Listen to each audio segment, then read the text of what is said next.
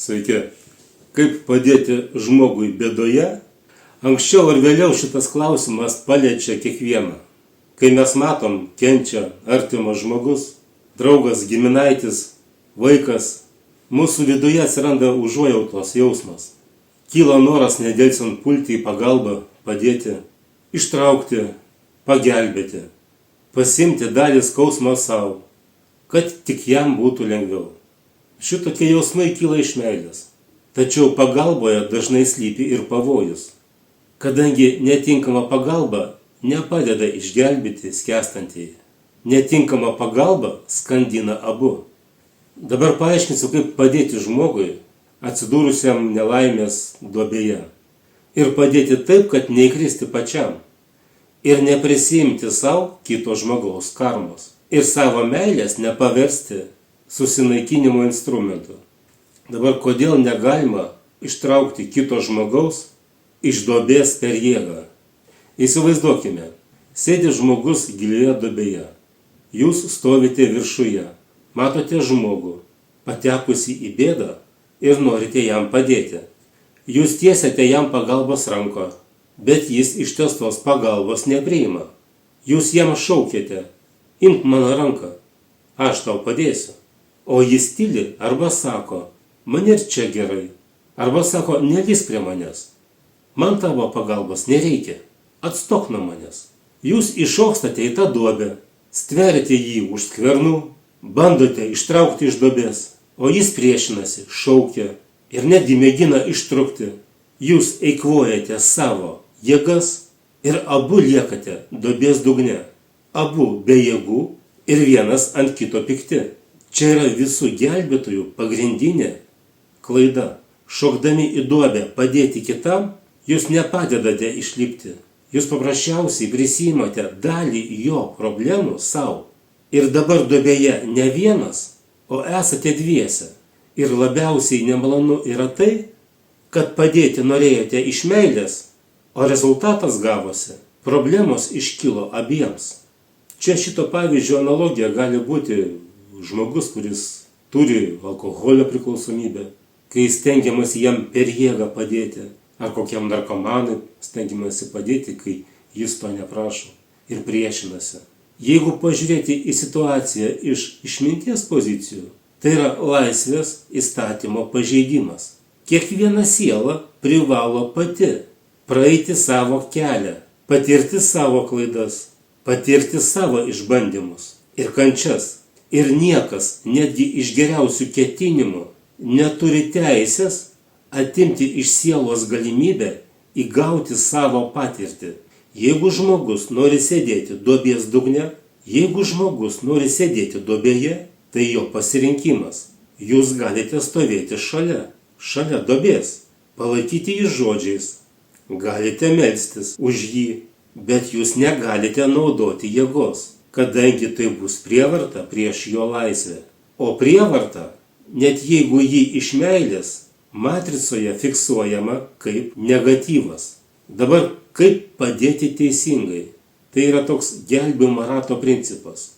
Jūs nešokstate į duobę, jūs liekate viršuje, ant žemės stovite tvirtai, metate jam gelbėjimosi virvę, sakote jam, aš čia šalia, meldžiuosi už tave. Ir kuomet būsi pasiruošęs iš tos duobės išlipti, aš tau padėsiu. Bet aš į tavo duobę nelysiu, kadangi būdamas tavo duobėje, aš negalėsiu padėti nei tau, nei kitiems. Tai yra gelbėjimosi rato principas ir jis suveikia visada. Jūs nenusisukate nuo žmogaus. Jūs tiesiog išsaugote savo ribas ir savo stabilumą. Ir būtent jūsų stabilumas jam suteikia šansą išlysti iš tos duobės, kadangi jis gauna stabilų atramos tašką išorėje, kadangi kažkas stovi išorėje ant tvirtos žemės ir pasiruošęs paduoti ranką. Kai jis pats bus pasirengęs priimti pagalbą ir išlipti iš tos duobės. Pateiksiu pavyzdį. Įsivaizduokite, motina, kurios sūnus turi priklausomybę. Ji gali begalę kartų duoti jam pinigų, apmokėti jo skolas, skambinti sūnaus viršininkui ir meluoti, kad sūnus susirgo. Ir visa tai atrodys kaip pagalba. tačiau iš tikrųjų ji pati yra sūnaus duobėje ir padeda jam kristi dar giliau, kadangi jis nesusiduria su savo elgesio pasekmėm ir negali suvokti, kad jau laikas keistis. Tačiau motina gali elgtis ir kitaip. Ji gali pasakyti: aš myliu tave, sūnau, meldžiuosi už tave, bet pinigų daugiau neduosiu ir tavo problemų nespręsiu, kadangi tai tavo gyvenimas ir tavo gyvenimo pamoka. Ir aš tikiu, kad tu kažkada susitvarkysi, kažkada išeisi iš tos duobės, kažkada išeisi iš tos būsenos, kai tik pats panorėsi. Ir tai yra numesti gelbėjimo ratą, pačiam išliekant tvirtai stovėti ant žemės. Ir tai pati sudėtingiausia, ir tai pati sunkiausia pagalba, tačiau pati efektyviausia, kurią gali suteikti mylinti širdis. Kodėl gelbėtojai kartais nusilpsta, taip sakant, perdega, tai yra kaltės jausmo ir išdidumas spąstai. Yra labai svarbus momentas, apie kurį visi nenori kalbėti.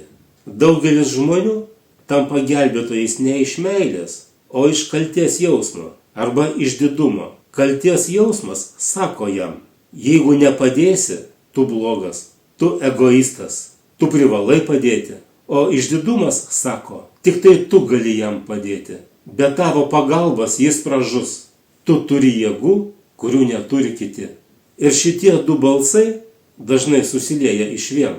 Verčia vėl ir vėl šokti į duobę. Prisiimti svetimą atsakomybę. Ištraukti iš duobės tą, kuris nenori iš jos išlipti. Ir pagaliau gelbėtojas perdega, netenka jėgų, kadangi energetiniai resursai nebegaliniai, o duobė gali pasirodyti be dugno.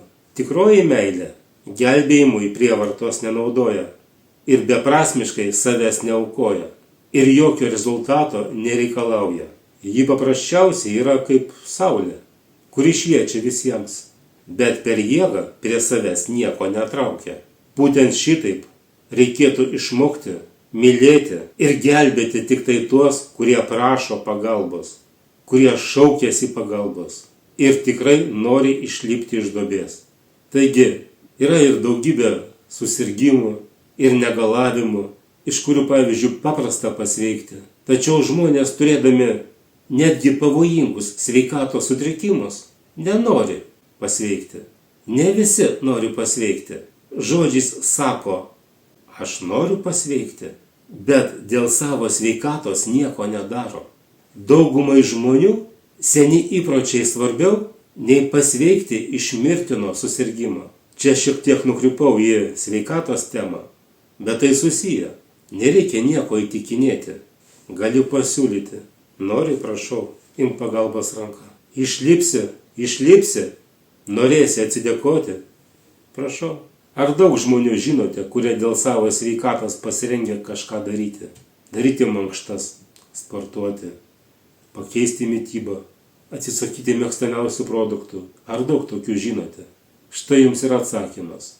Kodėl žmonės reikia vertinti ne pagal tai, ką jie sako, o pagal veiksmus. Kai žmogus nori, jis eina, ima, daro ir padaro ir pasiekia savo.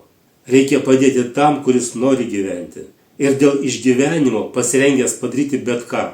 Visi mes čia ateiname į šitą žemę kažko išmokti, kažką išgyventi, įgauti patirtį. Visi mes turime individualias pamokas šiame gyvenime.